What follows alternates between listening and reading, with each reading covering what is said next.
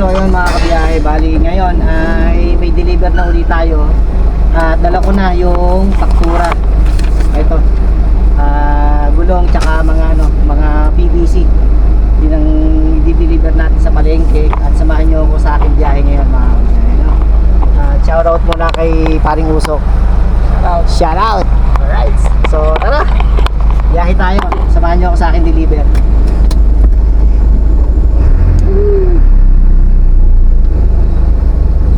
So medyo matagal-tagal na rin tayong hindi nakapag-deliver. Gawa ng medyo busy sa school. Yung mga anak ni boss ay may mga event sa school, kaya ngayon lang tayo nakapag-deliver. Shoutout muna natin. Shoutout! So ayun, tara. Alright, deliver na tayo. Thank you.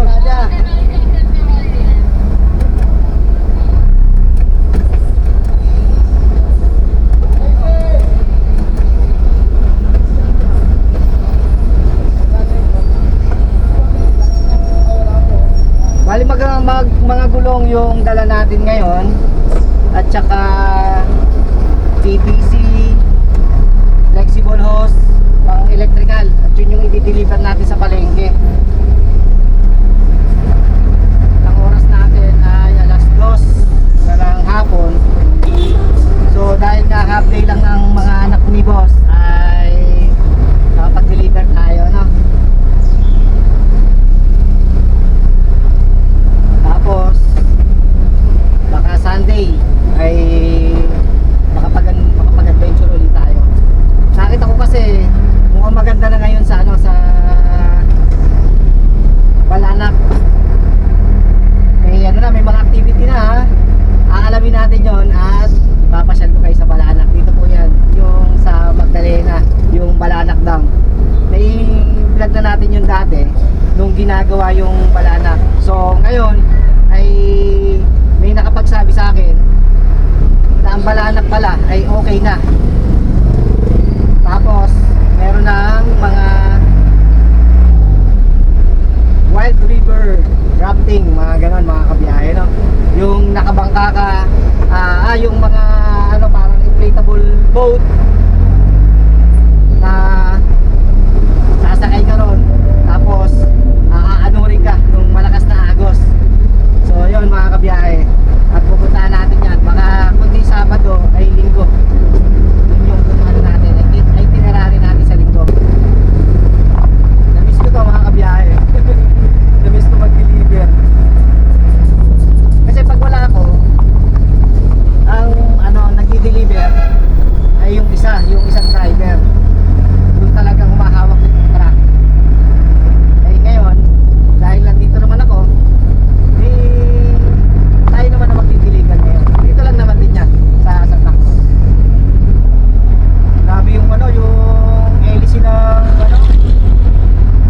ng windmill, ang laki mga kabiyahe. Ganun palang kahaba yun, no? Kasi nung nagpunta kami sa Pinilla, dito namin malaki, tsaka talaga yung hélice. Pero syempre dahil nasa taas yun, hindi ko masyadong naanuhan na kung gaano kahaba. Eh nung talagang personal kong nakita ng malapitan, ay talagang napakahaba mga kabiyahe. Kaya pala nagdulot siya ng traffic sa bayan ng Kalayaan, Paite, Pangil. Ayun. At pagkatapos nga ay iniahon siya doon sa pinuntahan natin sa Galalan. At naligaw pa ako. Kasi pupunta dapat ako doon sa Camp Charlie Day. Ang layo-layo na nang napuntahan ko. Hindi ko nakita yung Camp Charlie Day. Kaya ang ginawa ko, bumalik na lang ako. Tapos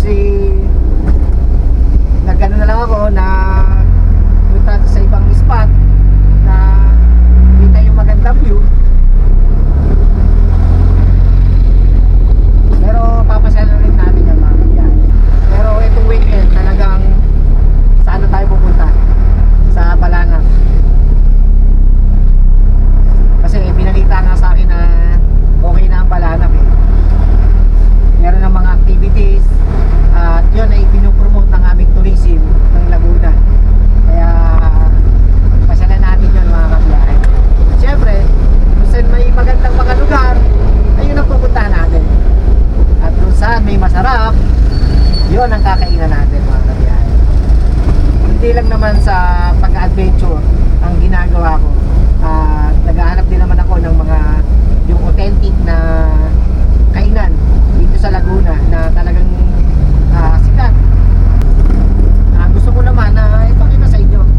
Short vlog lang muna tayo ngayon mga kabiyahe.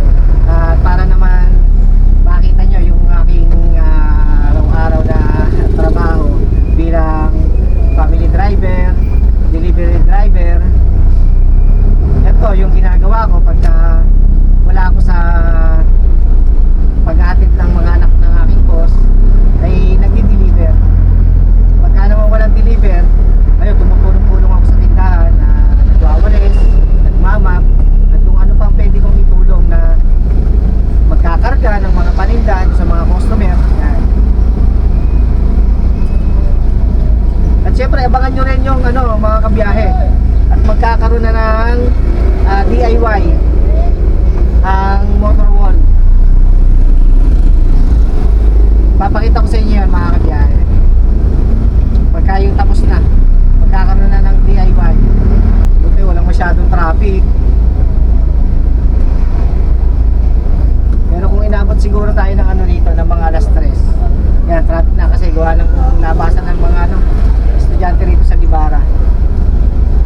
So ngayon ay dahil nga alas 2 pa lang, 2:15 na ng hapon, kaya wala pang masyadong traffic. Hanggang Friday kasi yung yung event, yung foundation ng school ng mga anak ng aking boss. Kaya kaya half day lang yung school, tapos yun sa hapon may problema sa motor, wag ka nang mag-alala. nagpapalot ng Sa kalsada man o garahe, may sagot na talaga. Piyesa man ay hanap mo, de kalidad at sigurado. Sa motor wag super shop, ikaw ay kampiyansado. Inahanggang ikaw, po yan lahat. kulong at langis na tunay. Kahit anong modelo, kahit anong brand, nandito lang, kayang-kaya mong hanapin. Super shop, Napakamura ng paninda. Hindi lang mura. may generator pa, sukat at stick to the power. Sa biyahe, nakahanap buhay, motor wag ang kakampi mo araw-araw. Sa mga printer. Ang negosyo man o pang bisyo, presyo namin ay hindi katalo. Matibay, maasahan, swak sa budget mo. Motor World ang sagot, siguradong panalo. Sa ulan man o sa init na araw, walang ka iiwan. Serbisyong totoo, presyong makatao. Kaya balik-balikan, siguradong ganado. Super shop, kompleto, mura at garantisado. Super shop, motor at generator, sa'yo ay sigurado. Super shop, dito ka na, manalo ka pa.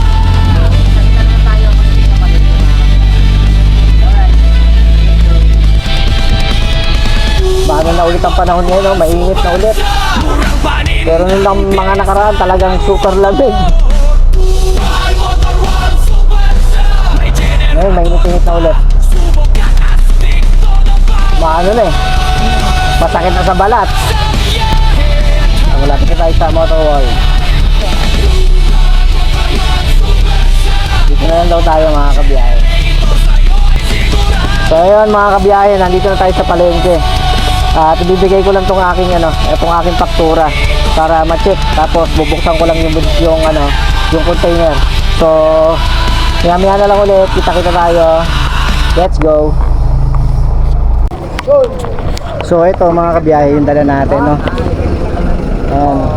Shout out. Shout out. Ito yung dala natin na mga gulong, tapos mga PVC tsaka flexible hose. And shout out. Alright.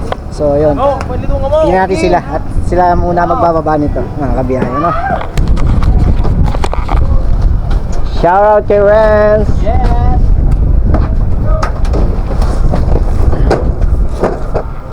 Ito mga flexible hose, tapos meron tayo dito na mga PVC, tapos may isang gulong pa. Talagang ano, galing ni Renz. Para kukunin na lang ano. Yan oh.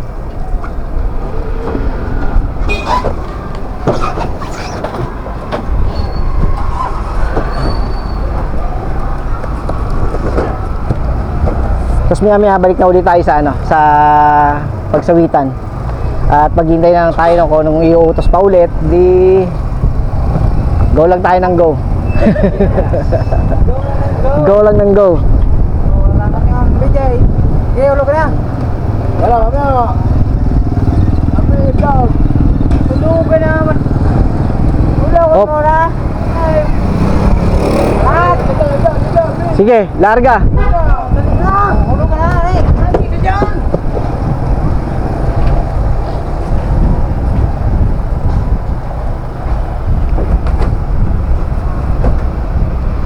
Yung.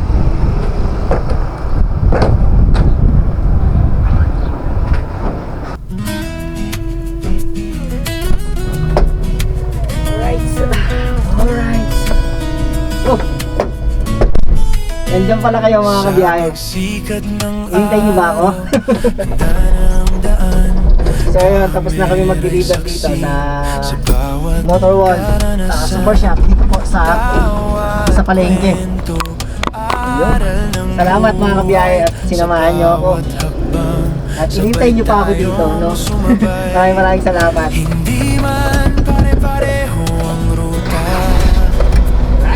Isang hangarin ang dala-dala. Sa bawat revolusyon hatid Okay mo muna tayo ng tubig. Gawa ng mainit. Mainit pa bawat naman. biyahe ay nagkakaroon ng pag-asa. Biyahe na nakabiyahe. Sabay sa Mga kabiyahe at mga kasumers, kwento ng buhay. na nga tayo mag-deliver at balik na ulit tayo sa pagsawitan. Kahit mahirap, kay Tito Box TV, tuloy ang pangarap. Nakita nyo naman yung karga natin kanina. Mga gulong, mga PVC, saka yung mga flexible hose, saka yung mga pang-electrical mga kabiyahe. Hirap at saya, Yun yung karga natin. sa bawat daan may Saglit lang. Ang oras natin ay 2:30 ng hapon. pag-asa Halos na lang. ng buhay. Halos 15 minutes Hindi lang. perpekto, pero totoo. Ito ang aking kwento. Sana'y magustuhan nyo. Sa simpleng vlog may saysay na walang kapantay. Sa bawat ruta may ngiti at saya. Kung minsan pagod, kung minsan mababa. Ito, pang matagalan na yata ito, itong mga tindahan dito sa tabi ng ano, ng daan. Paglikod, Yan sila yung mga nakapwesto dito sa loob ng palengke na nasunugan. Kaya dito sila pansamantala na inilagay. Marami kasing ano doon, nagbubuhat. Ganoon naman lagi, pagka yung ako'y nagde-deliver dito sa palengke, dito nang gagaling yung ano, mga kasama natin. Kaya kada biyahe ko ay solo lang ako lagi sa truck. Pero pagka yung undeliver sa Bae, sa Kalawan, sa Los Baños, may kasama ako. Halos dalawa yung kasama kong ano, pahinante. Pero pagka dito lang tayo sa Santa Cruz nagde-deliver, at lalo na dito sa palengke, ay wala tayong kasama dito, kundi dito nang gagaling yung ano, yung pahinante natin.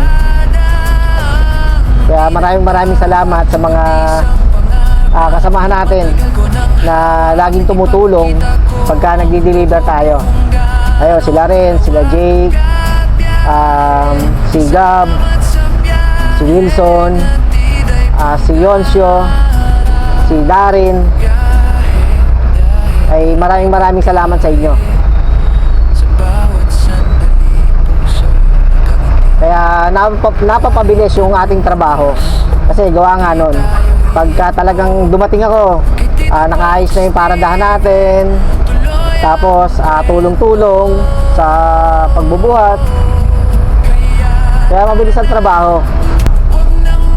Yan sinasabi ko mga kabiyahe. Pagka yung mga alas 3 na, mag-alas 3, traffic na. Gawa ng labasan na ng mga estudyante. Samahan nyo ako sa mga kabiyahe ha, sa linggo o kaya siguro linggo tayo makakapag adventure sa Balanak Dam. Tingnan natin yung yung itsura ngayon ng Balanak. Kasi nga dahil noong tayo ay huling nag-vlog sa Balanak ay ginagawa pa. So ngayon ay may nakapagsabi nga sa akin na maganda ng Balanak ngayon at meron ng mga activities. Yun ang titignan natin at i-update ko sa inyo mga kabiyahe. Para naman sa ganon, pag kayo ay pupunta ng Magdalena, ay huwag niyong palampasin na pasyalan din ng Balanak Dam. Abangan niyo yun mga kabiyahe, yung magiging adventure natin sa Balanak Dam. Dalawa kasi yun, Balanak Dam tsaka yung Balanak River. Uunahin natin puntahan yung Balanak Dam. Tapos siguro kung makakapag swimming tayo ng bahagya ay mag-swimming tayo. Kasi ngayon ay mainit na ulit ang panahon, ay malamang na napakasarap mag-swimming doon dahil malamig ang tubig. Tapos siguro sa hapon tingnan natin kung makakapunta tayo doon sa Balanak River naman. Yun naman yung i-update natin. At sana ay nag-enjoy kayo sa ating naging biyahe ngayon. At maraming salamat sa inyong lahat, sa mga walang sawang suporta at patuloy na sumusuporta. Maraming salamat po. Lalong-lalo na sa hindi nyo pag-skip ng ads ay napakalaking tulong po yan. Pag na-like nyo po ay napakalaking tulong din po yan. Kaya maraming salamat po sa inyo. At kung hindi pa kayo naka-subscribe kay Tito Pogs, ay pa-subscribe na rin po ako at pakiclick na rin po ang notification bell para lagi po kayong updated sa aking mga bagong vlog mga kabiyahe. So maraming salamat. See you on my next vlog.